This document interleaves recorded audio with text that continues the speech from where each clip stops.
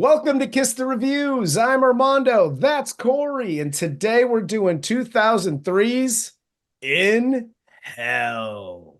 Before we get started, if you want to follow us on the social medias, you can follow us on Instagram, Twitter, and TikTok at Kiss the Reviews. Let's get into the cast of 2003's In Hell.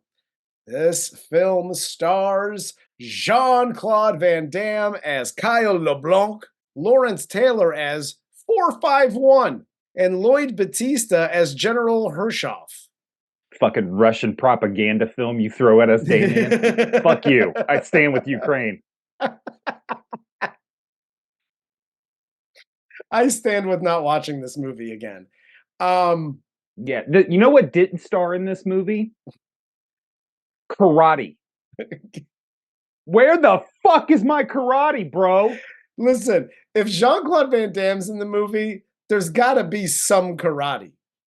I don't show up because of his exquisite acting. I show up to watch him karate other human beings to death. I wanna see some Kia and get the fuck out, okay? That's it.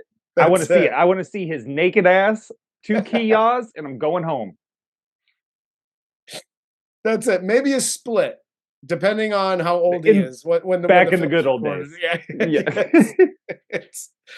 But let's just jump right into this movie. So the movie opens as we get shots in a prison, and some dude is getting his ass kicked by a barefoot mankind in the rain. And 451 pulls out some dude's tooth. When I saw the opening cuts of Lawrence Taylor pulling out some dude's teeth, and all I thought was like, you see, this is what happens when you don't have universal health care. You're just listen.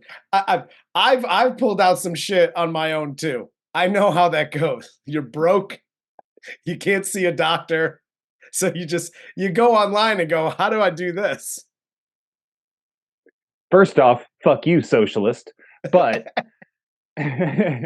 but I will say this. I would support having no universal health care whatsoever if that meant like Lawrence Taylor or my favorite linebacker ever got to come over to my house and just yank teeth out, say a cool line, and walk away.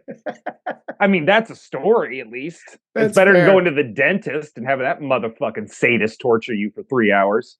Now, you know what? And not to jump on this bandwagon and take up too much time, but you know what? Fuck the dentist these days in the United States. If you're watching abroad, it might be different. But before, it used to be you go in for a cleaning, they do some things, they go, you should floss more, and then you're on your way. Schedule your next appointment in 6 months or whatever. Now you go in, you get the cleaning, you should floss more. Go see our salesperson at the end of the hall in a cubicle, and she's going to berate you for $11,000 because you need full mouth surgery. Yeah, I want Kanye money so I can get the titanium shit. I don't even care if I get the lip sore that goes with it. I'm good. And the salesperson at the end of the hall and the dentist is the reason I will also allow Lawrence Taylor to extract teeth from my mouth with pliers. But he just needs money for crack. But it cuts then to JCVD at the Steelworks Steel Company, and he's working. He's talking to his wife on the phone, and after work, he calls his wife on the way home, and we see a man outside their house peering into the window. This man breaks in, attacks her. JCVD hears this and races home to find his wife dead. This is the part I didn't get. JCVD walks in, right? He's, Oh no, my wife is attacked. And he sees her dead. And as he walks in the house, the dude slinks away. He's free and clear here. JCVD goes to the wife. He's like, oh no, honey, you're dead. And then the dude comes back and hits him over the head with a lamp or whatever the hell he hits him. And then they fight. Yeah, I don't get it. That makes zero sense. It makes about as much sense as the beginning of this film, like setting up Mongo from Blazing Saddles, who doesn't show up again till the end for a friendship circle. Like, yes. Everything that's happening here is very confusing, just from a story standpoint. Like, I don't like, maybe the guy's just a fucking psycho. Maybe you thought he was a witness. I don't know. This is what I hate about a lot of these movies. Corey's Life Lessons. Hi. Uncle Xenophobia here. When you're gonna shoot a movie abroad, I'm all for that. But hire actors that can fucking speak. I don't care if they speak Russian, because they're Russian. Put a subtitle up, I'm fine. But having this killer just like rubbing a breast and being like, and then he stabs him. Then he fucking is running away from JCVD. And then he gets caught out of court and he's like, say something. Anything. It's absurd. Everybody's got this problem in Russia. Apparently, they don't talk. They just go, Dude, that's all they do, because the other guy in the prison, when he gets to prison, does the same thing. And then this triggers JCVD's PTSD, so he just starts kicking ass all over the place. Like, I understand the need for, like, big guys and creepy guys and whatever the fuck, because Russia, but also hire actors that can fucking speak some dialogue. That's fair. Because they all just look stupid. Like, half the people in this movie literally cannot talk. The only actors that talk are the Americans that were arrested in Russia. Yep. Like, that's it. Yeah. But whatever. Well, they do go to court, and apparently they find the guy because him and JCVD fight. Dude like runs off. JCVD gets like detained or arrested or whatever. This dude runs away, nowhere to be found. And then the next scene is like them in court with the guy. So I'm like, well, apparently he got caught, but he gets off because like his dad's rich and has money or some shit. So JCVD steals a cop's gun in like the court hallway and like murders the dude. So now he goes to prison and they send him to this Russian prison. This is my train of thought so far. Watching this movie, expecting a JCVD movie. So, at the beginning, he's constantly talking about how tired he is. He's been working so hard. He gets home. He's talking to his wife on the phone, right when she's being attacked, about how tired he is. So, when the fight happens, I'm like, okay, he got blindsided. His wife just died. Chases the guy down. You know what I mean? There are circumstances involved where maybe he's not JCVDing anything. Yeah. Right? Makes sense. Goes to court. That happens. What's he going to do? Karate kick the guy? No, he's going to fucking shoot him. That makes the most sense. And then I'm like, okay, he's going to prison. Karate starts. I'm going to tell you when I thought the karate starts, and it wasn't here. All right. So he gets sent upstate. He gets sent to the Krvavy prison, whatever, where it's like rapes aplenty in this prison. Listen, I know we talk about like, get treated like you're in prison. Man, this prison, I don't think it was called Krvavy. I think it was just called rapey prison. Like yeah, well, that's what Krvavy means in Russian, apparently. Because this is one of the most brutal, taking pleasure in showing, not even showing, but hearing rape on film. Yes. Constantly throughout this movie. This movie's like, what, an hour, 48 minutes. Yep. Take out 18 minutes, and we don't hear Billy Cooper getting a dick shoved up his anal cavity for 90% of this film. That would be dope. Just saying. He gets abused throughout this movie. But so we get to prison. JCVD gets beat up immediately by the guards because that's what they do. Cut to prison rape scene. Then JCVD gets into a fight, gets thrown into the hole. And then after some time passes, he tries to hang himself. But when that fails, he knocks himself silly on the stone wall and then sees a moth that gives him the will to live and feed himself. And the moth is like, hey, I'm fluttering on your goulash here. I think you should probably get a spoonful of this and build up your strength because you're JCVD. Hell yes. This whole thing is ridiculous. The CGI moth is ridiculous. I was going to say the moth is from fucking Chernobyl, apparently, because it like glows and shimmers like it's from goddamn Lord of the Rings. What are we doing? Like the most his, beautiful moth his, flew down. Get it's the his fuck wife. out of here. It's his wife. And it's glowing because his wife's like, hey, eat your... now you will fight.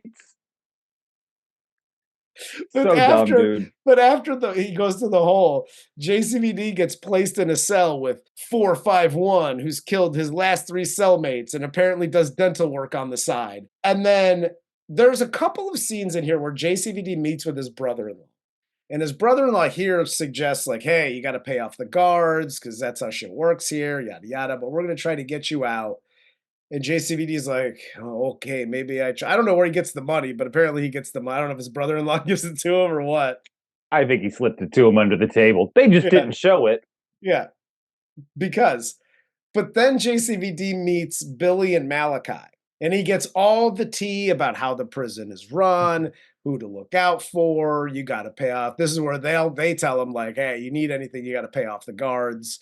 And then we see the fights that the guards and the wardens set up for sport. And Malachi tells JCVD how the whole thing works and how his new cellmate, Lawrence Taylor, refuses to fight. Does he fight? He refused. This is just a fucking 40 minutes of exposition dump, basically. It really is. It's absurd. It's like, all right, let us catch you up on literally what we're trying to do with this movie. Because right now you have no idea where it's going. This so far is setting up as like JCVD's Russian version of Shawshank Redemption. That's how the whole beginning of this movie is essentially setting up. Yeah. Yeah. It's so stupid and terrible. If you take out the 45 minutes of exposition and the other 20 minutes of man rape, you have about a 45-minute movie here. Yeah, we call those shorts. You were correct. JCVD here continues to get his ass kicked by the Russian mob dudes while working on the railroad all the livelong day. And then he gets thrown into the hole again.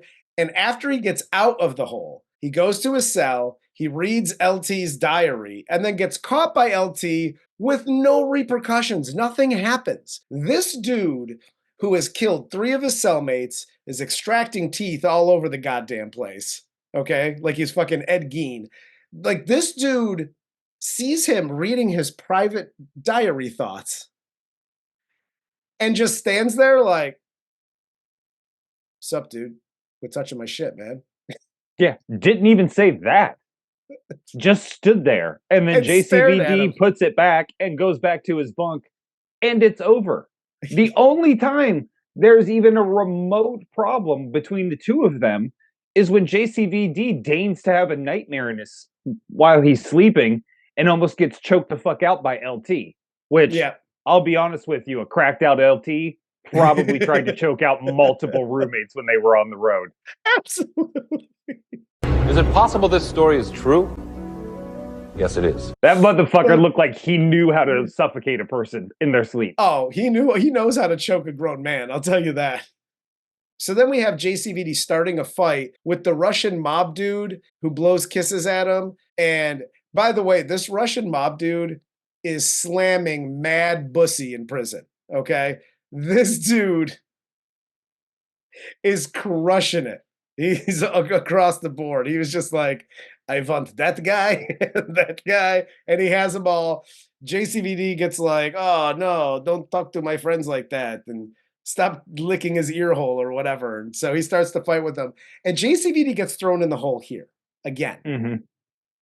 This is where I thought the karate came in, because this is where he starts doing push-ups and shit to get swole so he can go out, because he decides here, I'm going to fight because the Russian bussy guy, he's the guy that's beating the shit out of everybody, so I'm going to go fight that guy. Yeah, he's adopted LT's one line in a notebook he read, which was basically, hope sucks and hate fuels everything I do. And JCVD's like, that's a good point. I'm really angry that bad things have happened to me now. Yeah. I'm going to get even. Yeah. So but not with karate. No, he gets angry enough to do push-ups and sit-ups and shit, but he doesn't get angry enough to practice fucking hey-ya. He doesn't get angry enough for that shit. He's just like, I'm just gonna fight like a fucking Neanderthal for the rest of this movie. He fights like a guy who has no idea how to fight. Yes. So, and FYI, it was not a good look. No.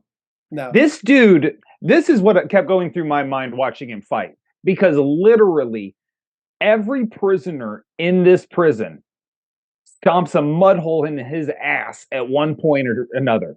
Yep. There's just multiple scenes littered throughout here where he just gets beat up for literally no reason whatsoever. Not to mention all the fights where he's in and doesn't fight very well. Yes. So, what kept going through my mind with all of this happening is, this dude used to have written in his contract that he never lost a fight. Yeah. Ever. Like, from the I gotta show people how tough I am bar fight, all the way through the bad guy, he was never gonna lose a fight. And now he's getting the shit kicked out of him by, I don't know, Russian prisoner number 332 in the credits. So now we have a long-haired and bearded JCVD, and he's fighting the Russian mob guy. And after some back and forth, JCVD gets his ass kicked, but goes bath salt Mike Tyson on this dude. Yep. And chews through fucking Ivan Drago's neck and kills him. And that was a thick-ass neck. That was the old fucking 96er or whatever John Candy had to eat in Great Outdoors. That was a massive neck he had to chew through. Yes, JCVD got all his protein for the week in that chomp. Like, that was, that's what that was. For real. Back in his cell, LT starts talking to him, and they're like best friends now. And then cut to more scenes of JCVD kicking ass in the prison. Well, yeah, LT at this point is basically like, after his fight where he like eats a man's throat out. Yeah. LT's like, feels good, doesn't it? And JCVD's like, and then it's like, we both eat human beings now. Besties. And now we're friends. Like they got each other the necklace that's broken in half and shit. LT got him a t-shirt that says, I like human num-nums. And they were like, fucking, what? Hell yes. We have more scenes of, the prison Hunger Games. And it's making the warden super happy and like bonerific.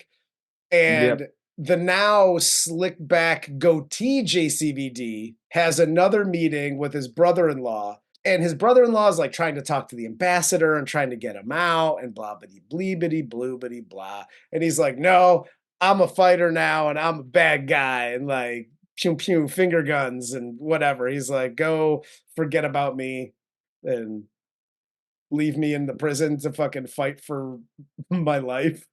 Yeah, I understand where he's because there are other prisoners around. Yeah. And, you're like the tough guy now on the block, plus you're an American in Russia, which is never safe unless your name's Tucker Carlson. So there's a whole, I understand the image he has to portray here. Also, I'm slipping a note underneath the table to him that says, fucking help, they're raping everyone. Get me out of here now. The only reason I haven't been raped is because I've kicked everybody's ass in here. You were right. Yeah, he's like, I killed the last rapist, so guess what they're doing now? Bringing in a bigger, more brutal rapist. Who really is only there to rape, because he has, like, no fights. He has one fight leading up to the JCVD thing, and they're still like, hey, Billy Cooper, get in there and give him that punani. With this new guy that comes in, fucking giant rapey McGee, we have this handshake scene with JCVD and him.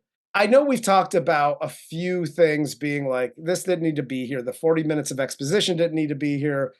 You can have, I guess, because you're in prison. Or so if you want to throw in like a prison rape scene, like, sure, I guess. Not for me, but like, it's implied. We know it's happening. You don't have to show it. But this scene as well, again, going back to our discussion of the last 3 JCVD movies, that they can't hire anybody that speaks any words. Like if you're a bad guy, you just don't speak because that's scary. With that said, you also don't have to have a 5-minute handshake scene where this was almost like anime. Like it shows the hands and the hands are like, and they're shaking. And then it shows the guy and he's like, and he's shaking. And then it shows JCVD, very serious face. And it's all very anime shots. Yeah. And it's like a 2-minute scene of them trying to like best each other over a handshake. It's really stupid. But whatever. So LT tells JCVD that dude transferred from another prison to fight him. We then get Billy caught trying to escape for the 100th time because he was set up by Malachi, and Billy gets fucked up and dies as JCVD holds him. I don't know if they're like, that Billy kid is cute as fuck, so we're not going to kill him. But every time he tries to escape, they just keep capturing him. Like, it's known once you get there, there's no escape. We'll kill you if you try to escape. Except for your sweet ass Billy. You try to escape, we're going to catch you, and we're going to throw you into a cell, and we're going to have Soup Can over here come in and do what he's got to do. Like, that's all they do with Billy. And they basically do it with him repeatedly until they kill him. Yeah, and here's what's crazy is, like, I get it. JCVD's got to have the extra motivation because he's starting to lose his will to fight because everybody's wondering, like, reminding him not to lose who he really is. Yeah. It's so absurd, which also brings along one of my favorite lines from LT, which just to show his acting prowess, which is still better than Goldberg's. But he says, "Do you even know who you are?" Probably not. The end part of that does not need, it's implied because you're asking the question. So fuck it. It's so silly. But anyway, yeah, like the whole Billy Cooper character is only necessary to show the brutality in the prison and how like dirty we know how dirty the guards are. We know how brutal the prison is. You keep showing this over and over again, but for some reason, somebody was super excited to rape this character. 100%. Listen, I don't know why. We know it's a dirty prison. We know the guards are dirty. Yeah. The lead guard has the darkest, blackest goatee I've ever seen.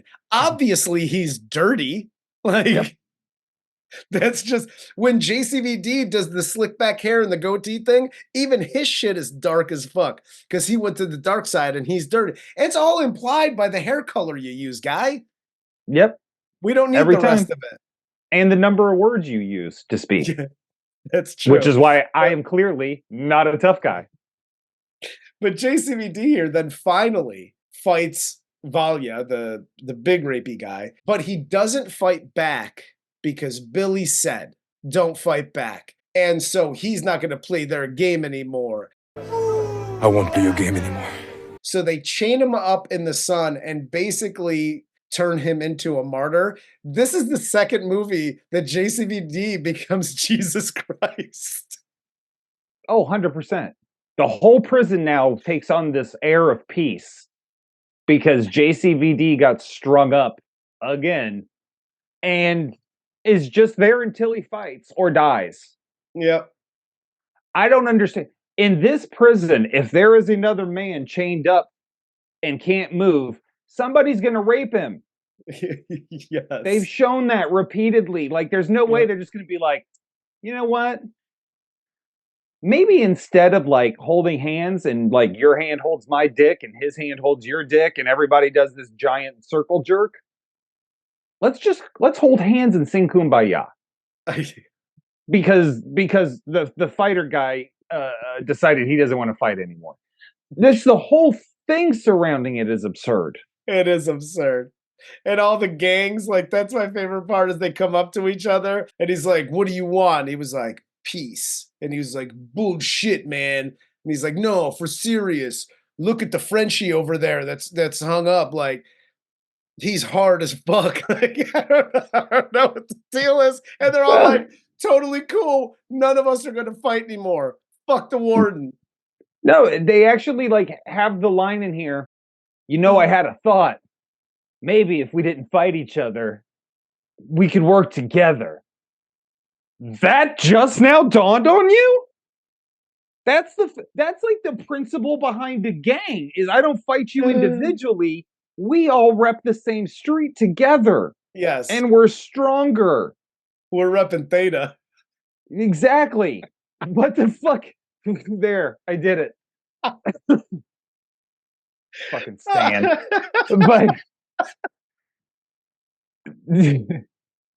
But yeah, dude, this is just, it's so absurd. No, it really is. And then you get the scene where LT lights Malachi on fire because he set up Billy. Because LT gives 2 squirts of piss about Billy, like as a person. Like, I get it at the end, you know, they go through his journal, like, oh, these are LT apparently has been keeping minutes on the rapings happening. He's got a very detailed notebook on the rapings for sure. Yes. But he cares about the whole prison, like as far as his character goes. Like, this is a dirty prison, and I'm not playing in their reindeer games, and yada yada, whatever. And he's got this whole notebook. He doesn't care about these people individually. He had no like relationship with Billy, unless they were banging. Like there's no reason for him to. There's no reason for him to care now about that singular person. But whatever. He lights Malachi on fire because apparently he was raped as a young man and then burned the house down, and that's how he ended up there. And finally, we get the backstory on the burns on his back. Yes. Well, that's thank God we uncovered that. I was wondering the whole movie. Are you kidding me? I was really expecting them to take it over into part 2. And that's the whole, like, we uncover why that happened. In hell 2, burns on my back. Like my burn mark, it stays forever. It's like him and Nev Campbell go to the doctor together. So after the whole, like, we don't want to fight anymore, and you know, it pisses the warden off. The warden doesn't want him to become like this martyr, so they uncuff him and send him to the infirmary where JCVD has visions of his dead wife, and then they send him back to the hole immediately. And then the guards finally bring out mankind again here to fight JCVD in the prison until JCVD does like the wall banging thing, and then he calms the beast, and then they both refuse to fight because they're like friends. He basically went, telegram from Mongo. I mean, it's so ridiculous. Oh my God. And then they're best friends, and like the man baby just like cradles him. Like, I'm gonna love him and pet him and call him George. Like, this is literally what's happening to JCVD in these scenes. And then the guards get pissed and they decide they're gonna kill people. Yep. And Mongo decides he's gonna take the bullets, right? So then he transfers from Mongo into, I don't know, Scarface. Yeah, Michael Myers. I take your bullets. I take your bullets.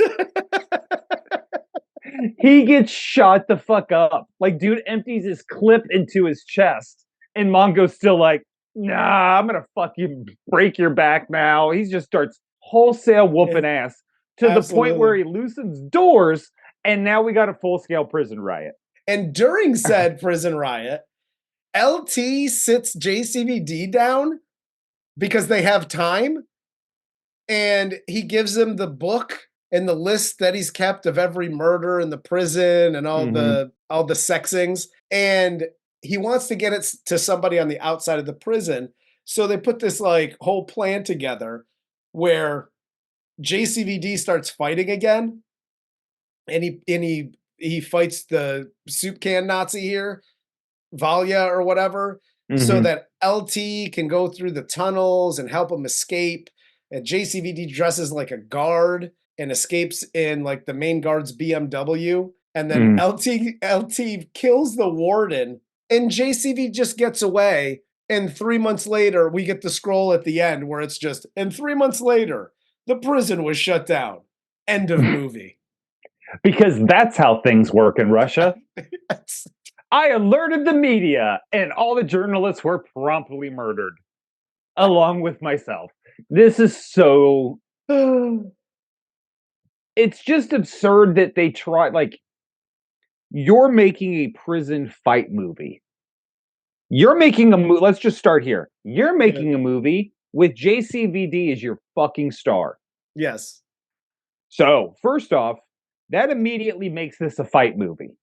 Yes. Fuck your redemption arc. Fuck your prisons are bad. Like, we're justice. Get all of that out of your head. That's not what JCV does. What he does is go into the prison and becomes like Lionheart and fights in this prison ring, right? And then, like, as he moves up through the ranks, he gets more and more, kind of like some of the other fucking prison fight movies we've seen. Right? And as he gets clout, he uncovers worse things. He and LT have to fight each other. They decide they're not going to do it. That starts the big fight and the riot.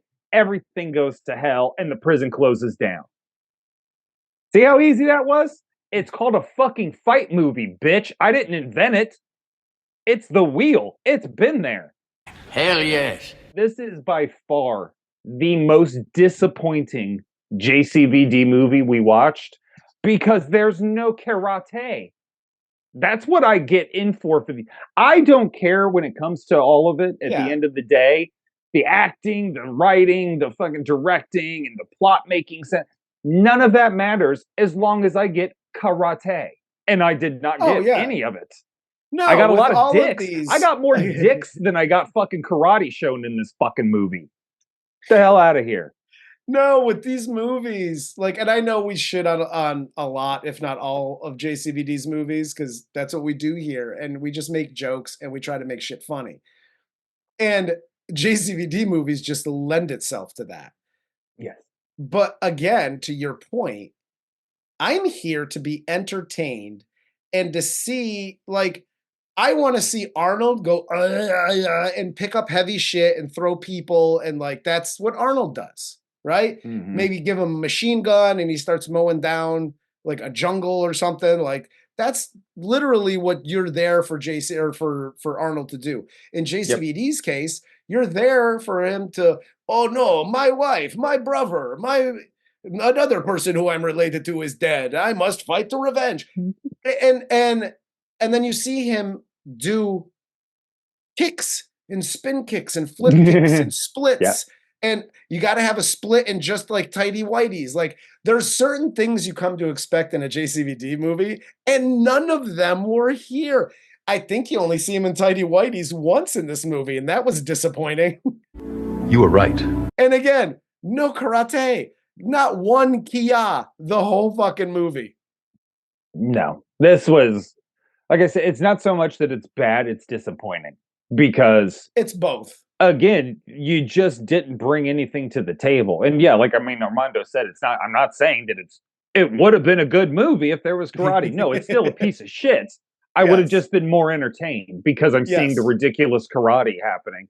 Well, that I'm supposed to see. Like you said, karate, that's the entertaining piece. Without the entertaining piece that we all came to see, it's just a boring movie. That's all you get. Yeah, it's a boring movie with fucking D acting. Hard pass. But yeah, hard pass for me too, man. But that's which should be the next fucking JCVD movie we have to review. Hard pass. He tracks down reviewers and just kicks the shit out of them. I'm gonna write another script too for him, and it's just called Kia. Front to back, it's nothing but karate. He's gonna be exhausted. Just 90 minutes of just pure fighting. Just straight karate. Just him going through neighborhoods and kicking the fuck out of people. End of movie. Where's the plot? Don't need one. This is what you came to see. Yeah, that's all I got, man. Do you have anything else? No, not at all. All right.